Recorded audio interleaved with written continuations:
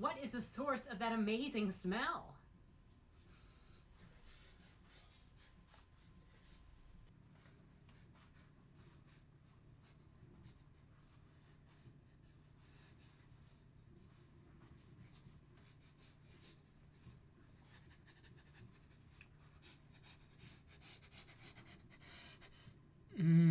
Think I found it.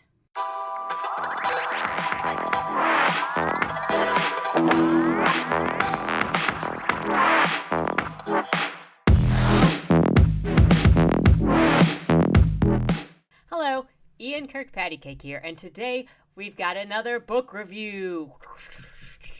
Those are my special effects, okay? Today's book is called Perfume, the story of a murderer by Patrick Suskind. This is a story about smells, the importance of smells, partially of pheromones, though pheromones aren't really brought up, and there is a movie adaptation. There is a movie adaptation. Link in the description below. Let me give you the rundown of what this book is about, and you know, the back of this book makes it sound so much more exciting than how I'm about to describe it. So, Perfume is... How do I even start this? Perfume is about Jean-Baptiste Grenouille, and I'm sure I've said that wrong because I am not French, but that's as close as you are going to get from me. Anyway, it is set in 18th century Paris, where he is basically born in an alleyway underneath a garbage can to a mother who's kind of just going to let him lay there and die because she doesn't really have any money. She doesn't want him, but she kind of, does she get arrested? Oh yeah, definitely gets arrested. Let me just set the stage for you for where Grenouille was born. Close your eyes and just let these words paint the picture in your mind's eye. The streets stank of manure, the courtyards of urine, the stairwells stank of molding wood and rat droppings, the kitchens of spoiled cabbage and mutton fat, the unaired parlors stank of stale dust, the bedrooms of greasy sheets, damp feather beds, and the pungently sweet aroma of chamber pots. The stench of sulfur rose from the chimneys, the stench of caustic lies from the tanneries, and from the slaughterhouses came the stench of congealed blood. People stank of sweat and unwashed clothes. From their mouths came the stench of rotting teeth, from their bellies that of onions, and from their bodies, if they were no longer very young, came the stench of rancid cheese and sour milk and tumorous disease. And the story of his birth. Grenouille's mother wished that it was already over, and when the final contractions began, she squatted down under the gutting table there and gave birth, as she had done 4 times before, and cut the newborn thing's umbilical cord with her butcher knife. But then, on account of the heat and the stench, which she did not perceive as such, but only as unbearable, numbing something, like a field of lilies or a small room filled with too many daffodils, she grew faint, toppled to one side, fell out from under the table into the street, lay there, knife in hand. The crowd stands in a circle around her, staring. Someone hails the police. The woman with the knife in her hand is still laying on the streets. Slowly, she comes to. What has happened to her? Nothing. What is she doing with that knife? Nothing. Where does the blood on her skirt come from? From the fish. She stands up, tosses the knife aside, and walks off to wash. And then unexpectedly, the infant under the gutting table begins to squall. They have a look, and beneath a swarm of flies and amid an offal and fish heads, they discover the newborn child. They pull it out as prescribed by law. They give it to a wet nurse and arrest the mother. Clearly, after the child is born, he was given to a wet nurse at a church and put in the charge of that church. After a short while, the wet nurse that was assigned him could not stand him anymore and thought that the devil had possessed him because he did not have a smell. Every baby has a smell, but this baby does not have a smell. The father of the church offered to give the woman an increased pay. He thought that this was all just a ploy by the woman because she didn't think she was getting paid enough and didn't believe her about the smell. And so he kept offering her more benefits. And she said, no, you take this child back. And eventually the father took it back, though begrudgingly. He spent time with the child, and he found Grenouille to be a wonderful child up until he realized that the child had no smell. And he personally became self-conscious that the child had no smell, and he had a smell. And even though it was just an infant, he felt like he was being judged by the child for his smell. Clearly, the child was a problem. So the priest gets rid of the child. He becomes an apprentice, not necessarily an apprentice. He becomes the employee at a local tannery, doing kind of the grunt work because they're always running out of slave labor at the tannery because they get sick and they die very early because of the cuts and the nature of the job. At some point, Greenie gets sick, and then he gets over it, and then the tanner is like, wow, you are very valuable because now you can't get sick and die like the other ones. The thing about Greenie is, though he does not have a scent, he has an exceptional nose. He is obsessed with smells. He wants to get all of the smells, and he can memorize the smells in his mind to then draw them out anytime that he wants and remember what all of the little elements are in that scent. Just as soon as he gets one whiff of it, he can recall it. And so he makes it his job to find all of the smells in Paris. And he does. And eventually he discovers his favoriteest smell ever. He's walking through the market one day and he discovers this amazing smell and he just has to follow it, find the source. He's never smelled anything like it before. He comes upon a young girl in her probably early teens, like 12, 13, something like that. And she's just got the most intoxicating smell. He sneaks into her room and he strangles her. And then he just smells her entire body. He just spends time smelling her body, getting to know the smell, intoxicating himself, getting drunk on that smell. And then he leaves because he doesn't know what else to do with it. He's just a kid. One day, and I can't remember if that's while he's working for the tanner or the perfumer, because he moves from working as a tanner as a perfumer. He one day delivers a pelt to a perfumer in town who was going to prepare this pelt for a customer in town by, giving it a scent. And he delivers it to this perfumer, and since he's so interested in smells, he would like to go inside and become an apprentice to the perfumer. But the perfumer looks at him and is like, you're crazy and you're ugly and I don't need you. But Greenie is so obsessed with smells that he pretty much forces his way in to the man's smell lab and goes, let me make whatever smell that you want. Let me bet I can make whatever smell you want, and if I can do it, then you let me work here. And so the guy doesn't think that the kid can, and he doesn't trust the kid, but he can't get rid of the kid. So he finally gives in and says, okay, I'll give you a chance to make the smell. And if you can do it, we'll see what happens there. And he's pretty sure that the kid cannot duplicate this smell. He tells Greenie to make the most popular scent in Paris right now, which is a scent made by the perfumer's opponent in the marketplace. And so Greenie goes about smelling the original perfume that the perfumer has secretly purchased. He gets an idea of all of the ingredients in that scent and just how much of each ingredient is in it. And without using any of the proper tools, any of the proper measurement materials, he pours the things in. The perfumer is freaking out because he's like, this kid is wasting my stuff. This kid is wasting my stuff and he doesn't know what he's doing. But somehow the kid is able to duplicate the scent, and the guy's mind is blown. And he takes on Greenie as a worker there. I wouldn't call it apprentice because he kind of just uses Greenie to make a bunch of money. So then the perfumer pays the tanner for Greenie, and Greenie becomes his employee, basically. For the next couple of years, Greenie works for the perfumer, making new perfumes every season to match whatever the perfumer wants, or the perfumer kind of just gives Greenie an idea to go off of, and Greenie makes it because he's so good with smells. This goes on for a while until Greenie learns everything there is to learn while he's there, and he's ready to go and do his own thing.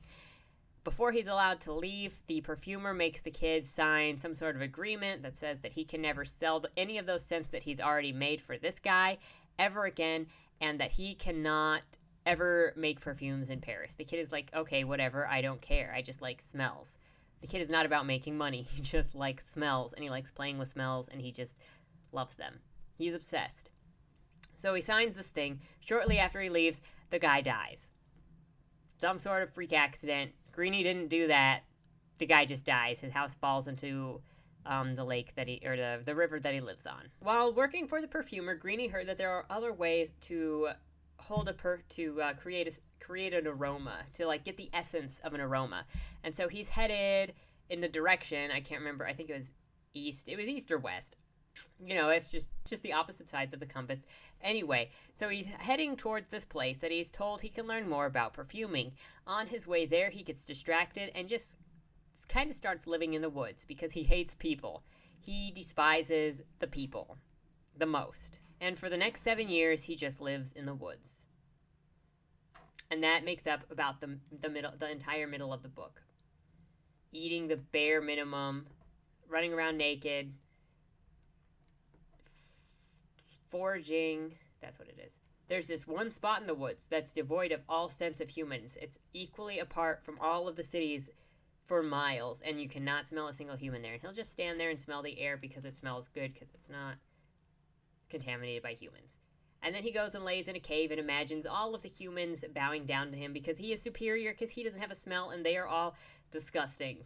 Eventually, he stops living in the woods. I can't remember if it was a Marquise that found him or if he ran into the Marquise when he started traveling again. And the Marquise sees that he's some kind of caveman that doesn't have any manners, and he's like, I can fix this. This is a disease, and I can fix it. And I'm going to show my university just how great my methods are to rehabilitating a crazy man.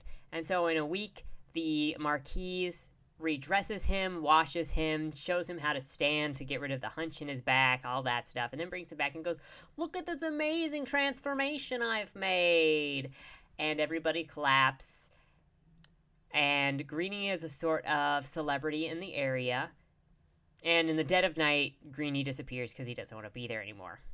While he stayed with the Marquise, he experimented more with making perfumes, and in particularly, he experimented with making a perfume that smelled like a human scent, because still at this point, now that he's high teens, early 20s, he still doesn't have a smell. But he sees the importance of having a human smell. One thing that he notices is that without a human smell, people don't notice that he's there. He's practically invisible because he doesn't have a scent. And he notices that people just don't notice somebody who doesn't have a scent. However, when he creates his own human scent using cat poop and some other things, people start to notice him.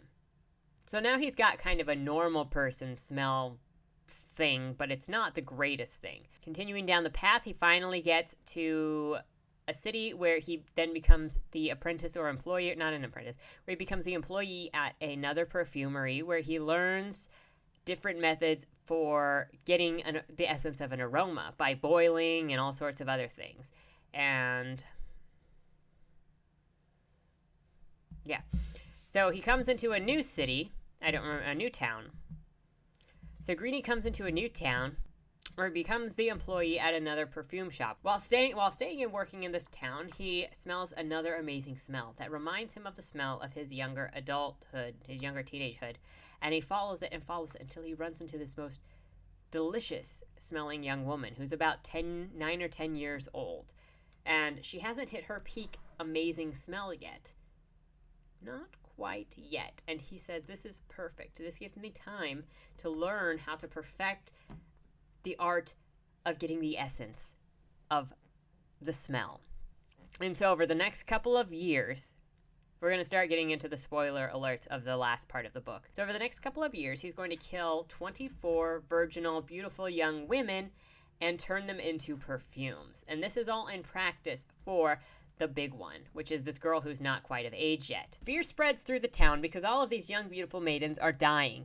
And the father of the most beautiful girl in town that Greenie is eyeing is like, oh, no, I do not want my daughter to be victim to this killer. And so in the dead of night, he takes his daughter and sends a decoy one way, and then him and his daughter go another way, and he's planning to have his daughter married as soon as she gets to the next town, and then have her deflowered, because the killer is only killing virgins. The killer is only killing virgins. He cannot get her deflowered fast enough. Remember, it's to save her life. Come morning, Greenie cannot smell the girl anywhere in town, and he believes he's lost her. He runs to the corners everywhere that he possibly can to try to catch up on her scent, and finally, he catches just the right whiff of it when he gets to the trails that split. But all he needs is that little tiny bit of it in order to find it, so he chases that down the road. Finds her staying in a hotel with her father in a separate room, of course, and in the dead of night, he sneaks in wearing no scent, because as long as he's not wearing a scent, nobody knows that he's coming. Nobody knows that he exists. He's basically invisible because he doesn't have a personal smell. So he sneaks in, and as he has done with all of his practice with the 24 other maidens, he cuts off the girl's hair. He wraps her naked body in cloths soaked in alcohol, and has them absorb her scent. Then he puts those in a bag, he puts her clothes in a bag, and he takes those things with him to distill into an aroma. He then turns that smell into the most perfect perfume that has ever existed. One thing that Grenouille recognizes that most normal people don't, that all normal people don't, one thing that Grenouille recognizes that other people don't, is that it is the smell of the individual that attracts people to them. It is the smell of the individual that gets people to fall in love with them. You know, you might think that it's the beauty of the person, but actually you're smelling that fantastical smell, and that's what makes you think that they are beautiful. That's what makes you want to obey their commands. Of course, the father is devastated and wants to find who killed his daughter. Eventually, this leads to Grenouille, and Grenouille is arrested for the murder of that woman as well as the 24 others. He's put in prison. Everybody hates him. He's put on trial. Everyone looks at him because they go, this guy is so normal. How could he do anything? But they also hate him for killing all of the young women. His trial eventually leads him to execution. He's going to die. On the day of his execution, now we're hitting the major spoilers. So if you don't want to know how the book ends, we're in probably the last 30 to 40 pages of the book. So if you don't want to know how the book ends, end it here. So it's the day of Grenouille's execution, and the entire town has gathered around the rope to watch Grenouille die. It is basically a carnival day, okay? They're all really ready to dance and be super entertained by this. And none of them see Grenouille yet. He's not brought out yet. When he arrives, he comes in a horse-drawn carriage. 2 of the guards come out before he does. When he does, everyone is aghast because this is the most beautiful person they have ever seen. This is the most magnificent person they've ever seen. This man is a freaking god. Grenouille takes the stage, and everyone who is there for the execution no longer wants to see Grenouille die. No. Everyone at this execution wants to get freaky. Because the scent in the air, the scent of the perfume of the young maiden girl, the perfect scent, has driven them all so crazy with desire. All of the women are hot. All of the men are hot, and they have to get out this desire somehow. So this turns the execution of a serial killer into a town-wide orgy. Throwback to the time where Grenouille was living in the cave all by himself, and he imagined all of the humans bowing down to him because he was a god compared to them. Now, he is disgusted. He hates humans. He hates them so much because they fell exactly into what he thought they were. They only appreciate the smell.